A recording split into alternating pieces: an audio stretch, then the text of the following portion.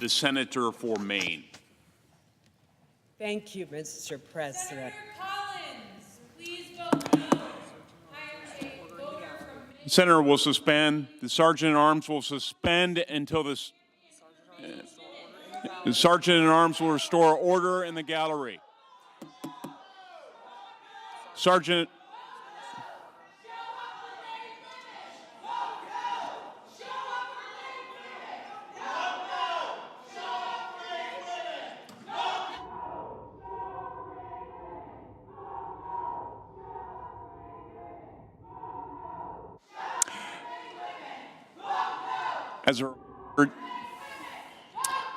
As a reminder to our guests in the galleries, expressions of approval or disapproval are not permitted in the Senate galleries.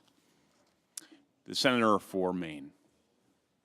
Thank you, Mr. President. Mr. President, the 5 previous times that I've come to the floor to explain my vote on the nomination of a justice to the United States Supreme Court, I have begun my floor remarks explaining my decision with a recognition of the solemn nature and the importance of the occasion. But today, we have come to the conclusion of a confirmation process that has become so dysfunctional, it looks more like a caricature of a gutter-level political campaign than a solemn occasion. The president nominated Brett Kavanaugh on July 9th. Within moments of that announcement, special interest groups raced to be the first to oppose him, including one organization that didn't even bother to fill in the judge's name on its pre-written press release. They simply wrote that they opposed Donald Trump's nomination of XX to the Supreme Court of the United States. A number of senators joined the race to announce their opposition, but they were beaten to the punch by one of our colleagues who actually announced opposition before the nominee's identity was even known. Since that time, we have seen special interest groups whip their followers into a frenzy by spreading misrepresentations and outright falsehoods about Judge Kavanaugh's judicial record. Over-the-top rhetoric and distortions of his record and testimony at his first hearing produced short-lived headlines which, although debunked hours later, continued to live on and be spread through social media. Interest groups have also spent an unprecedented amount of dark money opposing this nomination. Our Supreme Court confirmation process has been in steady decline for more than 30 years. One can only hope that the Kavanaugh nomination is where the process has finally hit rock bottom. Against this backdrop, it is up to each individual senator to decide what the Constitution's advice and consent duty means. Informed by Alexander Hamilton's Federalist 76, I have interpreted this to mean that the president has broad discretion to consider a nominee's philosophy, whereas my duty as a senator is to focus on the nominee's qualifications as long as that nominee's philosophy is within the mainstream of judicial thought. I have always opposed litmus tests for judicial nominees with respect to their personal views or politics, but I fully expect them to be able to put aside any and all personal preferences in deciding the cases that come before them. I've never considered the president's identity or party when evaluating Supreme Court nominations.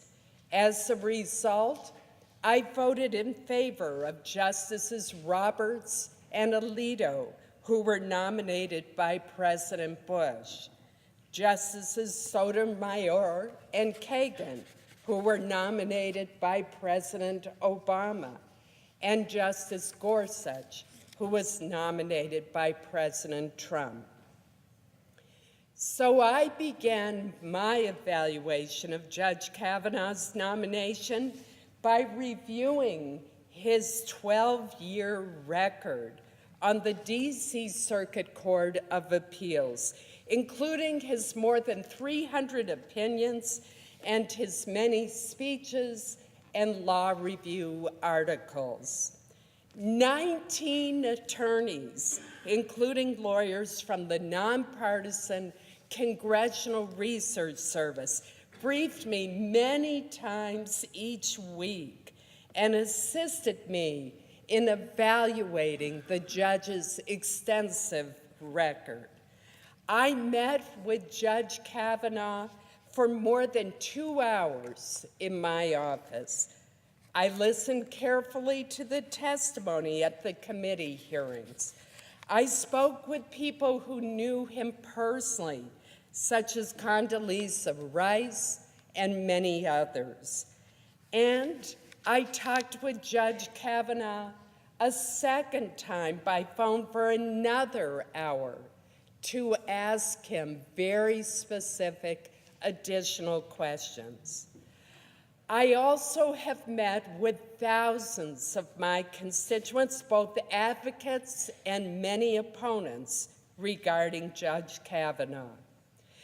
One concern that I frequently heard was that the judge would be likely to eliminate the Affordable Care Act's vital protections for people with pre-existing conditions. I disagree with this contention. In a dissent in Seven Sky v. Holder, Judge Kavanaugh rejected a challenge to the ACA on narrow procedural grounds, preserving the law in full. Many experts have said that his dissent informed Justice Roberts' opinion upholding the ACA at the Supreme Court. Furthermore, Judge Kavanaugh's approach toward the doctrine of severability is narrow. When a part of a statute is challenged on constitutional grounds, he has argued for severing the invalid clause as surgically as possible while allowing the overall law to remain intact. This was his approach in his dissent in a case that involved a challenge to the structure of the Consumer Financial Protection Bureau. In his dissent, Judge Kavanaugh argued for, quote, severing any problematic portions while leaving the remainder intact, end quote. Given the current challenges to the ACA, proponents, including myself, of protections for people with pre-existing conditions should want a justice who would take just this kind of approach. Another assertion that I've heard often is that Judge Kavanaugh cannot be trusted if a case involving alleged wrongdoing by the president were to come before the court.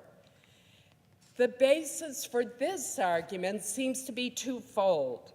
First, Judge Kavanaugh has written that he believes that Congress should enact legislation to protect presidents from criminal prosecution or civil liability while in office. Mr. President, I believe opponents miss the mark on this issue.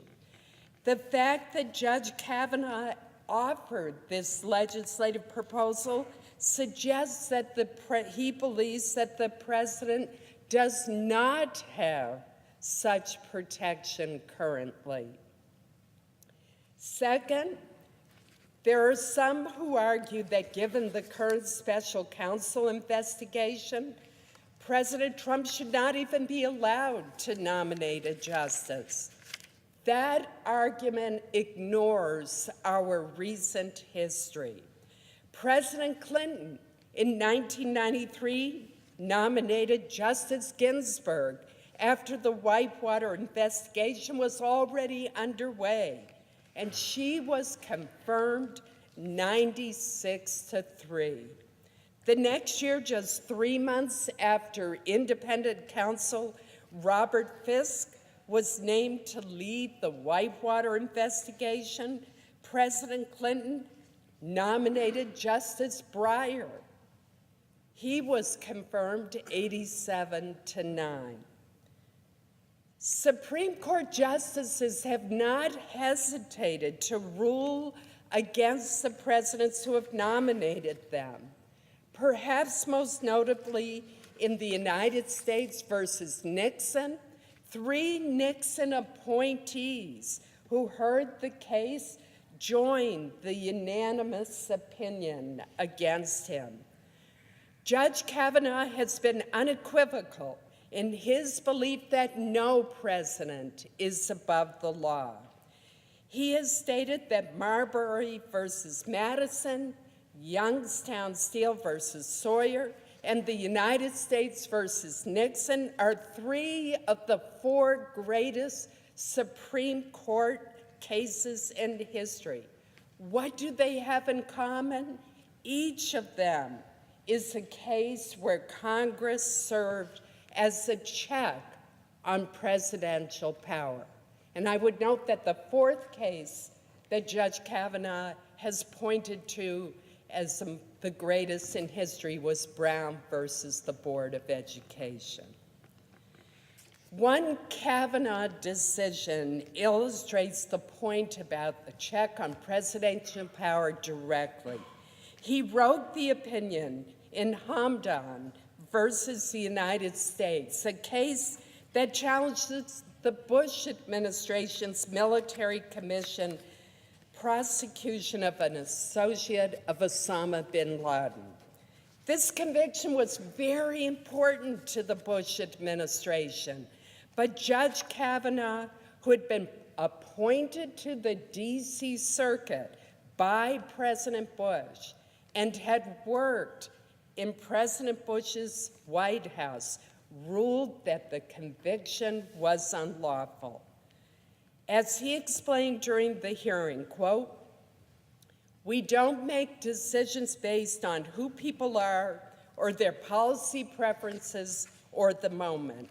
We base decisions on the law," end quote.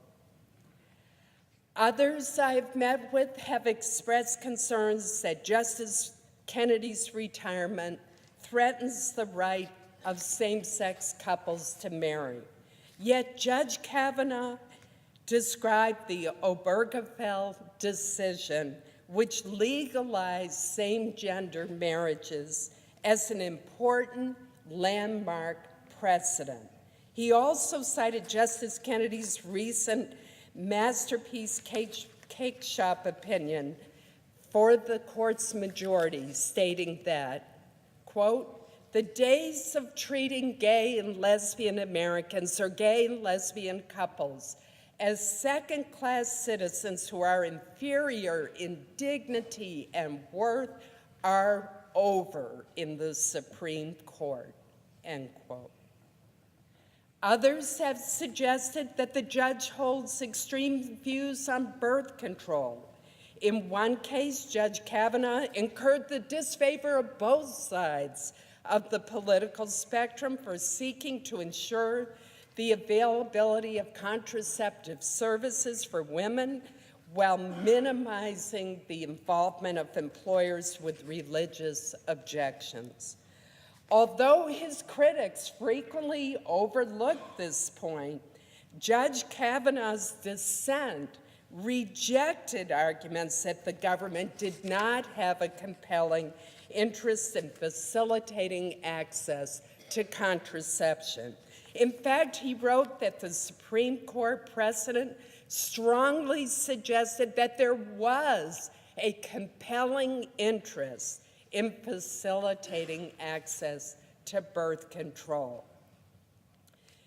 There has also been considerable focus on the future of abortion rights based on the concern that Judge Kavanaugh would seek to overturn Roe v. Wade. Protecting this right is important to me. To my knowledge, Judge Kavanaugh is the first Supreme Court nominee to express the view that precedent is not merely a practice and tradition, but rooted in Article 3 of our Constitution itself. He believes that precedent is not just a judicial policy, it is constitutionally dictated to pay attention and pay heed to rules of precedent. In other words, precedent isn't a goal or an aspiration. It is a constitutional tenet that has to be followed except in the most extraordinary circumstances. The judge further explained that precedent provides stability, predictability, reliance, and fairness. There are, of course, rare and extraordinary times where the Supreme Court would rightly overturn a precedent.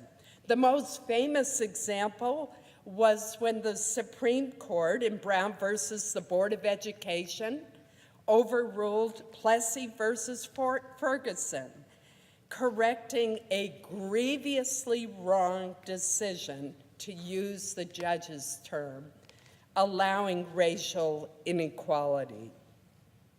But someone who believes that the importance of precedent has been rooted in the Constitution would follow long-established precedent, except in those rare circumstances where a decision is grievously wrong or deeply inconsistent with the law. Those are Judge Kavanaugh's phrases.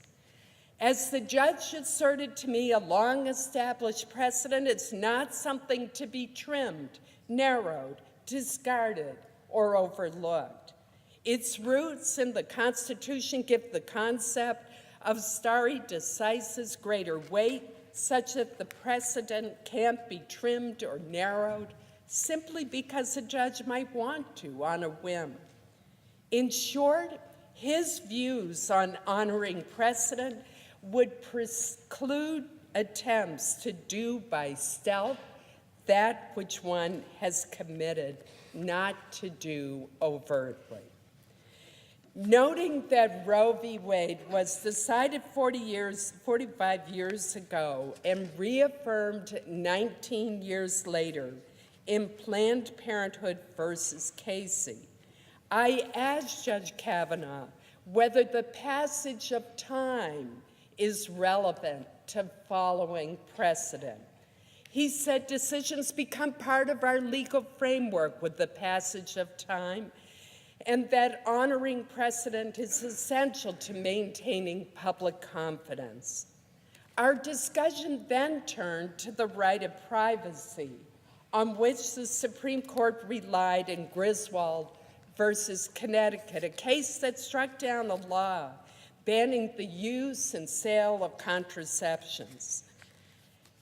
Griswold established the legal foundation that led to Roe 8 years later. In describing Griswold as settled law, Judge Kavanaugh observed that it was the correct application of two famous cases from the 1920s, Meyer and Pierce, that are not seriously challenged by anyone today. Finally, in his testimony, he noted repeatedly that Roe had been upheld by Planned Parenthood versus Casey, describing it as precedent on precedent. When I asked him, would it be sufficient to overturn a long-established precedent if 5 current justices believed that it was wrongly decided? He emphatically said no. Opponents frequently cite then-candidate Donald Trump's campaign pledge to nominate only judges who would overturn Roe. The Republican platform for all presidential campaigns has included this pledge since at least 1980.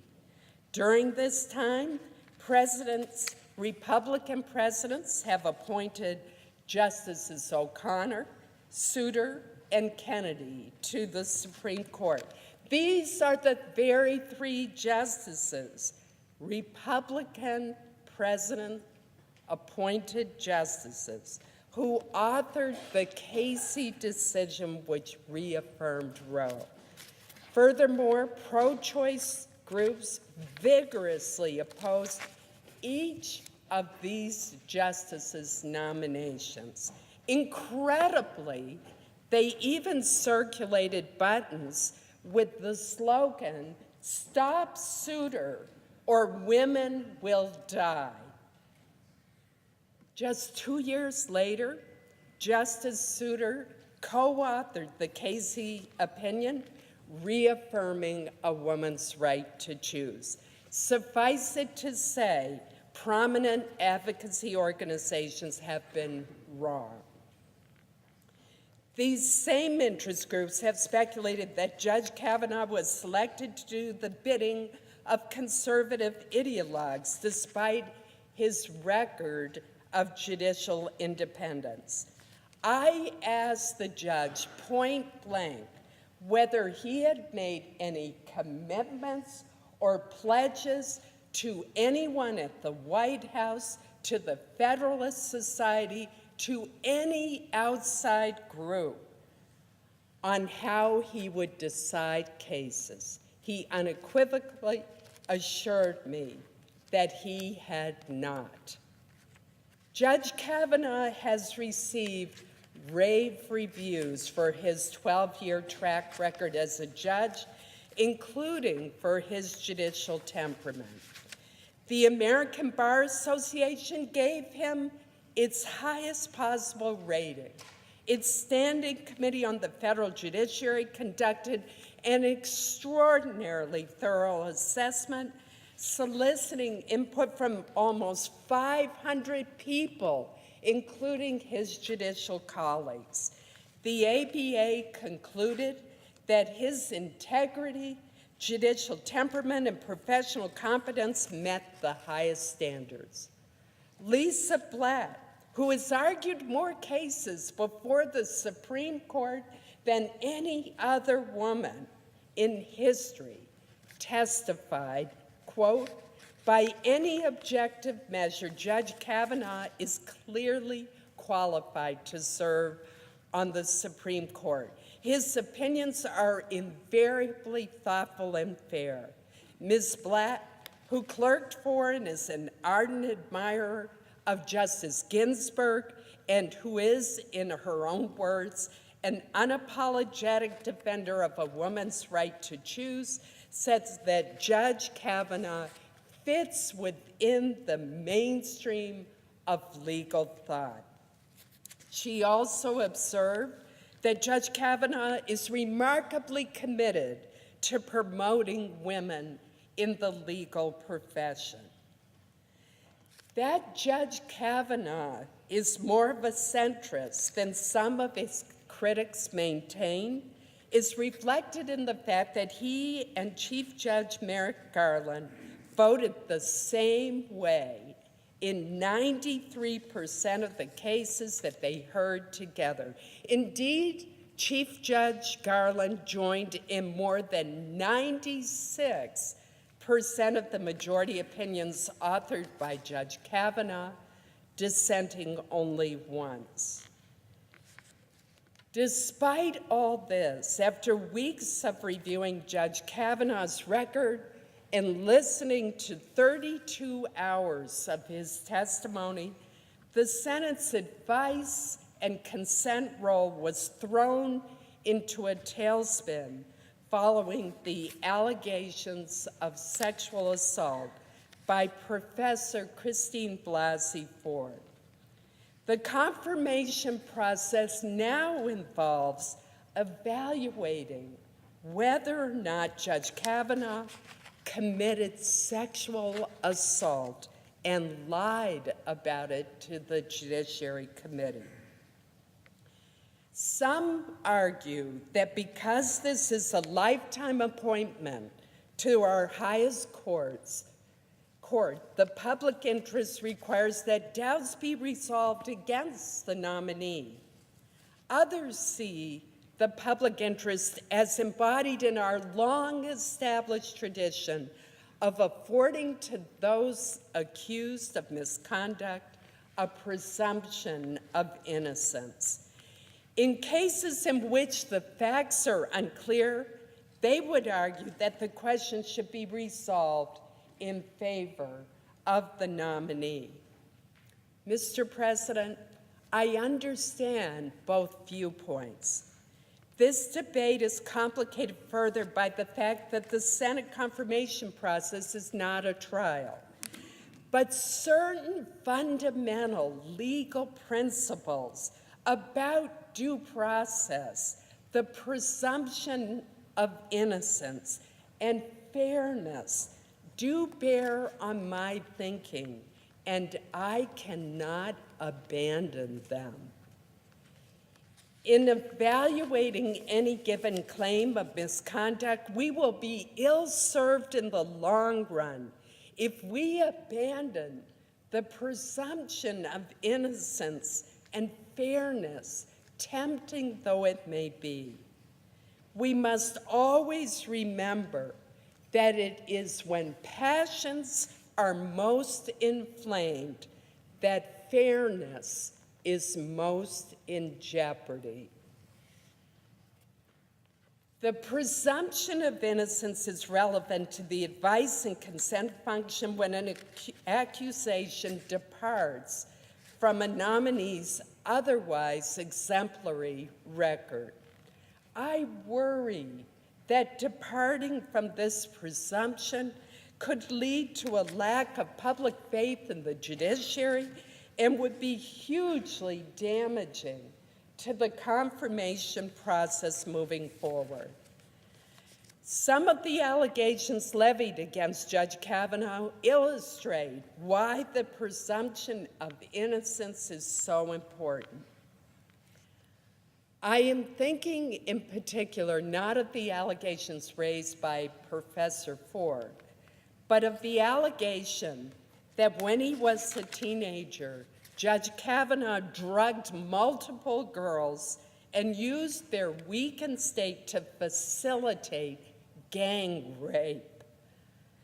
This outlandish allegation was put forth without any credible supporting evidence and simply parroted public statements of others. That such an allegation can find its way into the Supreme Court confirmation process is a stark reminder about why the presumption of innocence is so ingrained in our American consciousness. Mr. President, I listened carefully to Christine Blasey Ford's testimony before the Judiciary Committee. I found her testimony to be sincere, painful, and compelling. I believe that she is a survivor of a sexual assault and that this trauma has upended her life. Nevertheless, the 4 witnesses she named could not corroborate any of the events of that evening gathering where she says the assault occurred. None of the individuals Professor Ford says were at the party has any recollection at all of that night. Judge Kavanaugh forcefully denied the allegations under penalty of perjury. Mark Judge denied under penalty of felony that he had witnessed an assault. P.J. Smith, another person allegedly at the party, denied that he was there under penalty of felony. Professor Ford's lifelong friend, Leland Kaiser, indicated that under penalty of felony, she does not remember that party. And Ms. Kaiser went further. She indicated that not only does she not remember a night like that, but also that she does not even know Brett Kavanaugh. In addition to the lack of corroborating evidence, we also learned some facts that raise more questions. For instance, since these allegations have become public, Professor Ford testified that not a single person has contacted her to say, I was at the party that night. Furthermore, the professor testified that although she does not remember how she got home that evening, she knew that because of the distance, she would have needed a ride. Yet not a single person has come forward to say that they were the one who drove her home or were in the car with her that night. And Professor Ford also indicated that even though she left that small gathering of 6 or so people abruptly and without saying goodbye and distraught, none of them called her the next day or ever to ask why she left. Is she okay? Not even her closest friend, Ms. Kaiser. Mr. President, the Constitution does not provide guidance on how we are supposed to evaluate these competing claims. It leaves that decision up to each senator. This is not a criminal trial, and I do not believe that the claims such as these need to be proved beyond a reasonable doubt. Nevertheless, fairness would dictate that the claims at least should meet a threshold of more likely than not as our standard. The facts presented do not mean that Professor Ford was not sexually assaulted that night or at some other time, but they do lead me to conclude that the allegations failed to meet the more likely than not standard. Therefore, I do not believe that these charges can fairly prevent Judge Kavanaugh from serving on the court. Let me emphasize that my approach to this question should not be misconstrued as suggesting that unwanted sexual contact of any nature is not a serious problem in this country. To the contrary, if any good at all has come from this ugly confirmation process, it has been to create an awareness that we have underestimated the pervasiveness of this terrible problem. I have been alarmed and disturbed, however, by some who have suggested that unless Judge Kavanaugh's nomination is rejected, the Senate is somehow condoning sexual assault. Nothing could be further from the truth. Every person, man or woman, who makes a charge of sexual assault deserves to be heard and treated with respect. The Me Too movement is real. It matters. It is needed, and it is long overdue. We know that rape and sexual assault are less likely to be reported to the police than other forms of assault. On average, an estimated 211,000 rapes and sexual assaults go unreported every year. We must listen to survivors, and every day we must seek to stop the criminal behavior that has hurt so many. We owe this to ourselves, our children, and generations to come. Since the hearing, I have listened to many survivors of sexual assault. Many were total strangers who told me their heart-wrenching stories for the first time in their lives.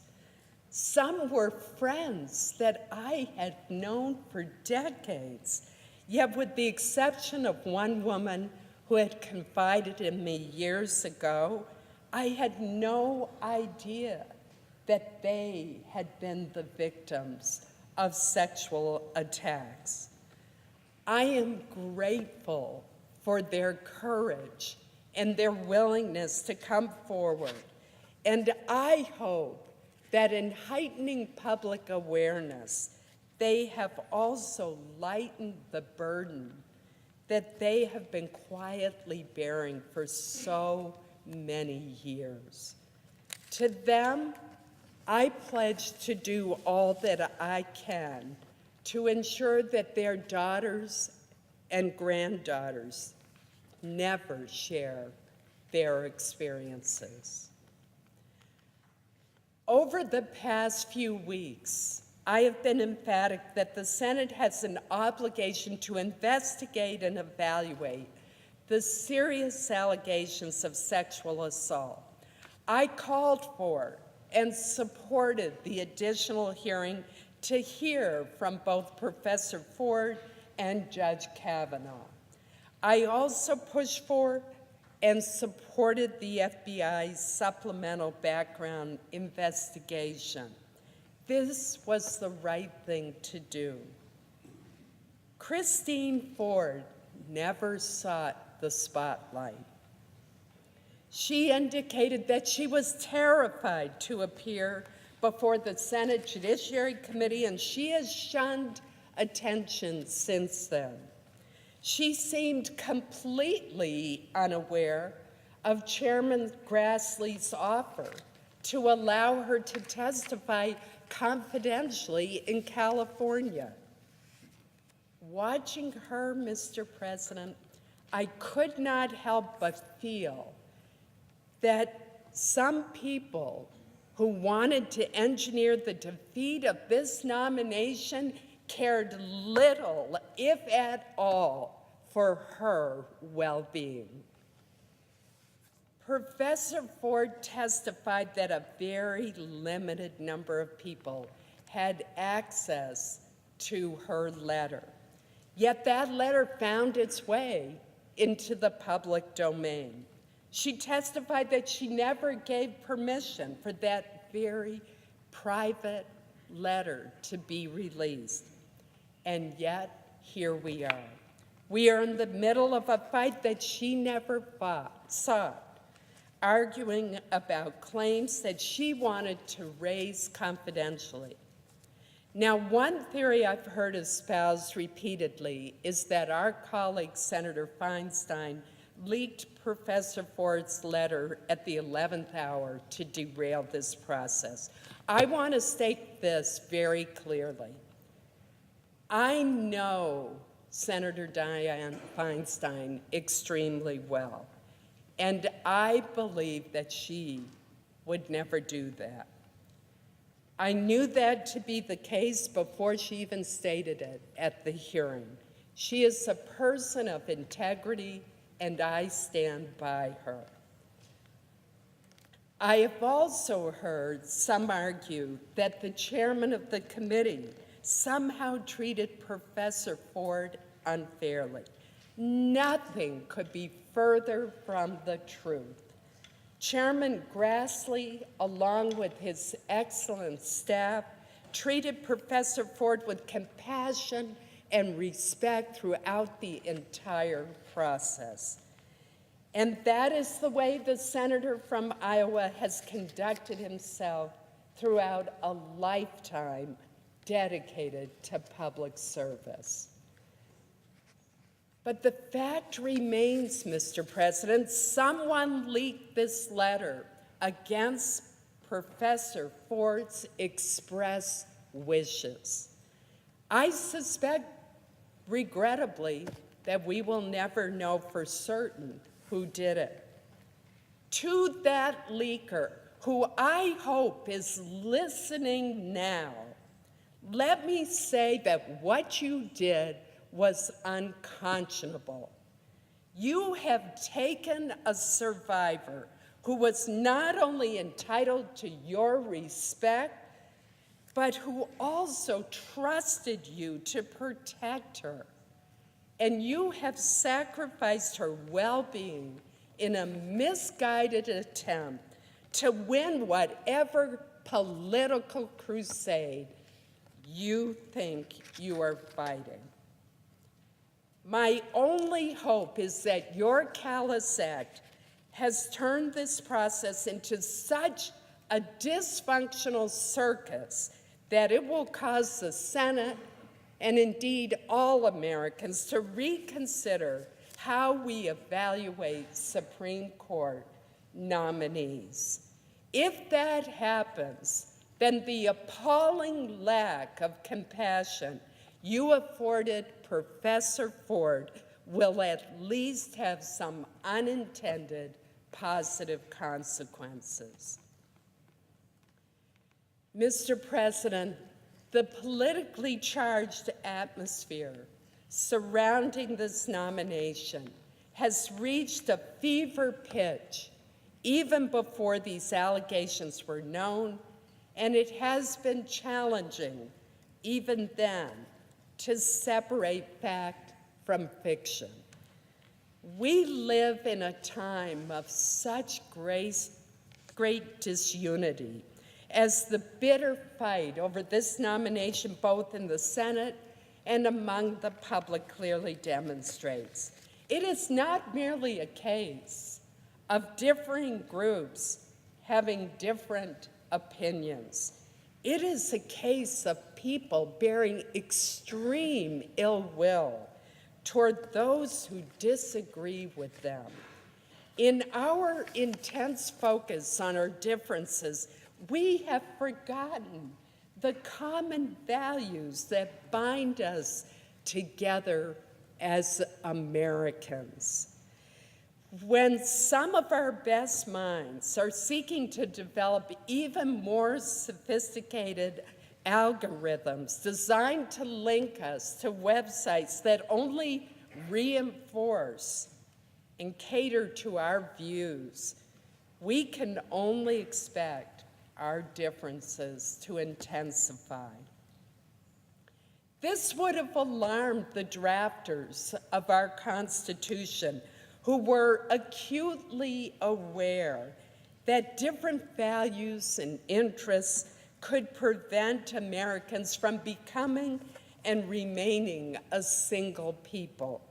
Indeed, of the 6 objectives they invoked in the preamble to the Constitution, the one that they put first was the formation of a more perfect union. their vision of a more perfect union does not exist today. And if anything, we appear to be moving farther away from it. It is particularly worrisome that the Supreme Court, the institution that most Americans see as the principal guardian of our shared constitutional heritage, is viewed as part of the problem through a political lens. Mr. President, we've heard a lot of charges and countercharges about Judge Kavanaugh. But as those who have known him best have attested, he has been an exemplary public servant, judge, teacher, coach, husband, and father. Despite the turbulent, bitter fights surrounding his nomination, my fervent hope is that Brett Kavanaugh will work to lessen the divisions in the Supreme Court so that we have far fewer 5-4 decisions, and so that public confidence in our judiciary and our highest court is restored. Mr. President, I will vote to confirm Judge Kavanaugh. Thank you, Mr. President. Mr. President.